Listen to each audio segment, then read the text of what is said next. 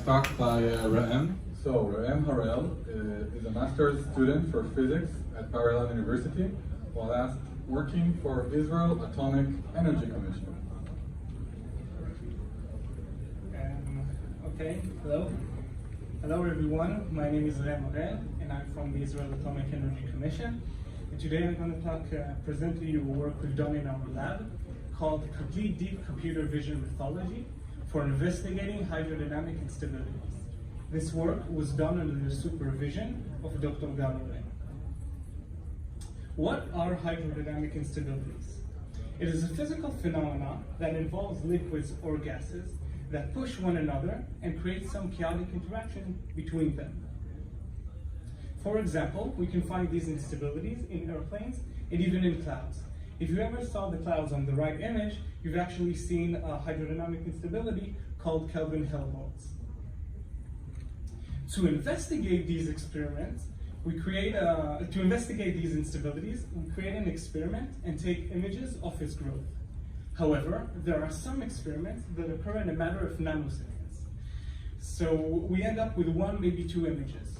To fill in the missing images, we can create a simulation and simulate the experiment. However, knowing the exact initial conditions and parameters of the experiment is extremely hard, which makes it hard to produce a similar simulation.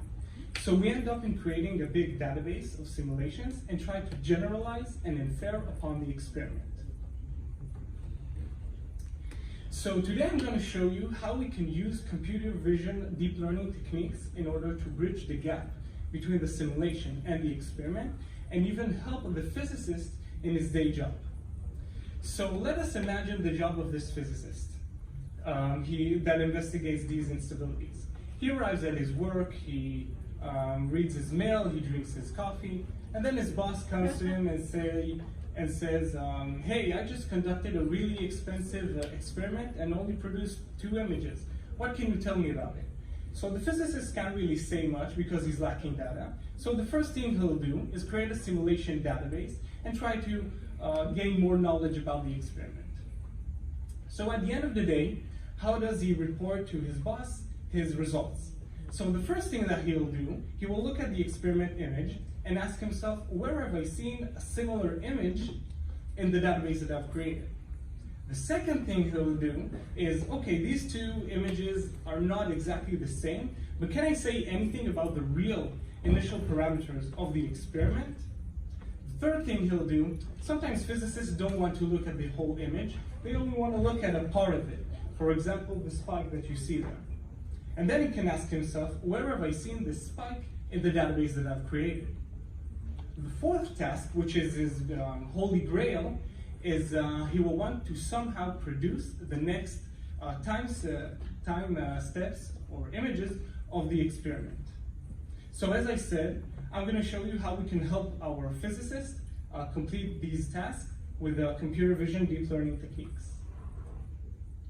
So as a case study, we took the Rayleigh-Taylor instability, which occurs when a heavier fluid pushes over a lighter fluid, and they form some kind of spike bubble pattern, as you can see from the image of the experiment. Now, the 2 most important things that I want you to remember from this slide is the A, which is the output number, and T, which is time. These 2 parameters are the most significant one that affect the physical phenomena the most. So after I presented you the 4 tasks that the physicist had to do in his eyes, now I'll try to formulate it in a more computer science way. So the first task is given an image. We will want to sort our database according to a similarity score. For example, if we have an image, a target image of an elephant, we will want to sort it such that we'll have first elephants and then giraffes. The second task is given a target image. We will want to regress its initial parameters, for example, the trunk length and trunk color. The third task is given a partial image. We will want to sort the database according to a similarity score. And the fourth task is given an image, or even multiple images. We will want to predict the future time steps. For example, if I have 2 images of an elephant walking, I will want to predict his whole motion. Just as the physicists created this database of simulations in order to gain knowledge and understand the physical phenomena better, so does our computer vision deep learning techniques need also a database on which they can train. Therefore, we created a database called Harel, which contains more than 100,000 images of the Harel instability simulation. Each image in the database contains, as its label, his parameters, which is output number, gravity, amplitude, and time. Now that we build our database, we can use it to generalize and understand more of the physical phenomena. And we need some sort of a measure to evaluate how well we did understand this phenomena. So we created a new evaluation methodology called physical loss, which tells us how physically meaningful the results of the technique are. In other words, it's the relative error function between the input parameters and the output or predicted parameters. For example, if we're trying to solve the second task, which is predicting, extracting the initial parameters, and let's say the input image has output of 0.1 and it predicts 0.15, then the physical loss, which is the relative error function, is 50% or 0.5. Now we're going to solve the first task, which is, as I said, given an image, we will want to sort our database according to a similarity score. To solve this, we used the neural network InfoGAN.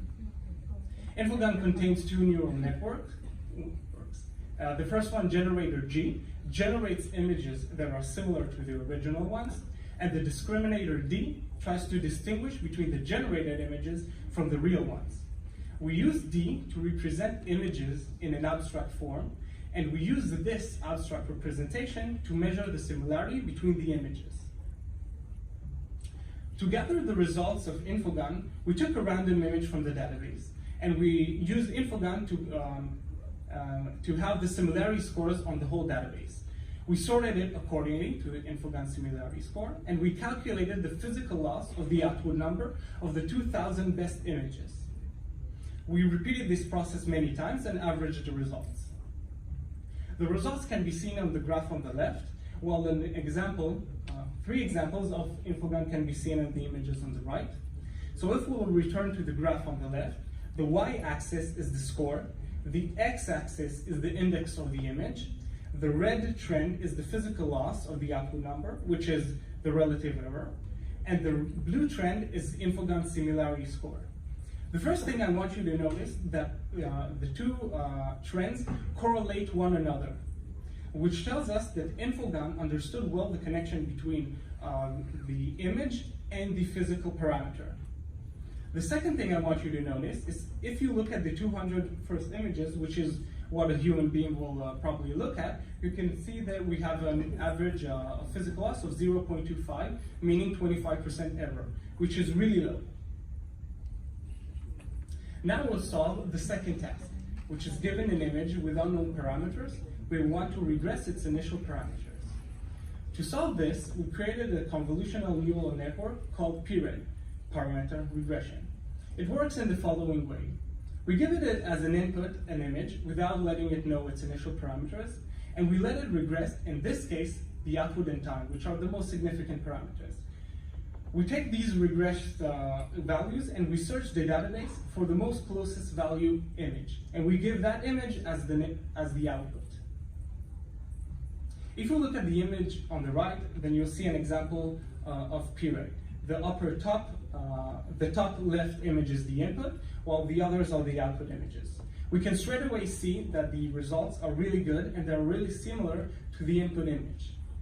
If you look at the left graph, it was generated by doing the same thing as InfoGAN. So the y-axis is once again the score, the x-axis is the index of the image, and the red trend is the physical loss of the output number, and the blue trend is the PREG score. We can once again see that the two graphs, two trends, correlate one another. And another thing we can see that if we look at the 200 first images, we can see an error rate of 10% or even less, which tells us that PREG understood really well the connection between the output number and the image itself. Now we'll solve the third task, which is given a partial image. We will want to sort the database according to a similarity score. To do this, we use QADM, which is quality aware template matching. QADM produces lower score if he matches a background patch, but produces higher score if it matches a foreground patch. So this is the results of QADM. I'll go through it step by step. So the first thing, the y-axis is the QADM rating, and the x-axis is the index of the image. Now, how we produce the results, we took this unique template that you see on the presentation, and we executed QADM on it. And afterwards, we took all of the output images and executed PCA k-means to cluster it into 4 different clusters. And what we saw is that the first cluster produced these kinds of images, which are really similar to the template one, to the input. The second cluster resulted in these kinds of images, which are kind of the same, but not exactly. And the third and fourth clusters produce these kinds of templates, which are not the same at all. So we can say from this that QADM understood well this template and found it really good in the database. Now we'll solve the fourth task, which is given multiple images, we will want to predict the missing time step, the next time step.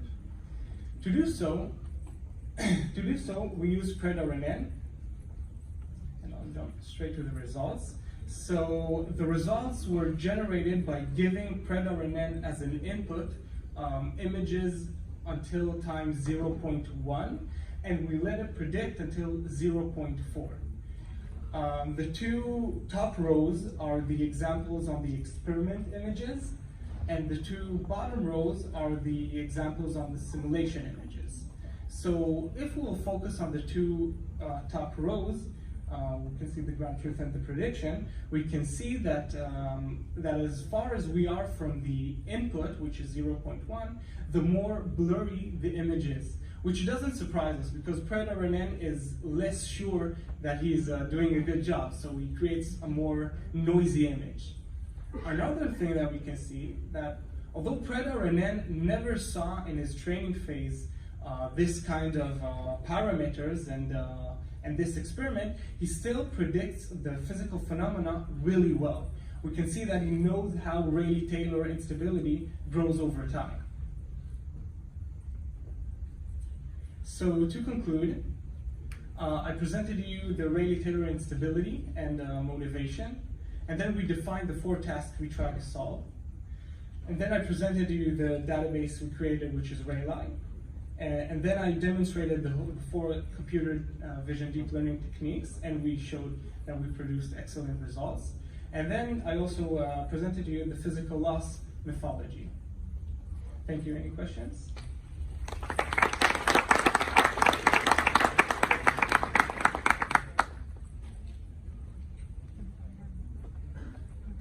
Questions? So I think this is really interesting, and I'm curious about how generic it is. Like, if you would try another phenomenon that's related, yeah, use the same thing, the same framework. So it's important to say that although this is a simple physical phenomena, it doesn't show the maximum capabilities of these techniques that we've shown. Because the most important thing that we wanted to see that these different techniques can learn the physical phenomena and not exactly the Rayleigh-Taylor, which is considered a simple problem. So we are really sure, and we're working on it right now, that if we take a more difficult problem, we can achieve the same results and even better. Got it, thanks.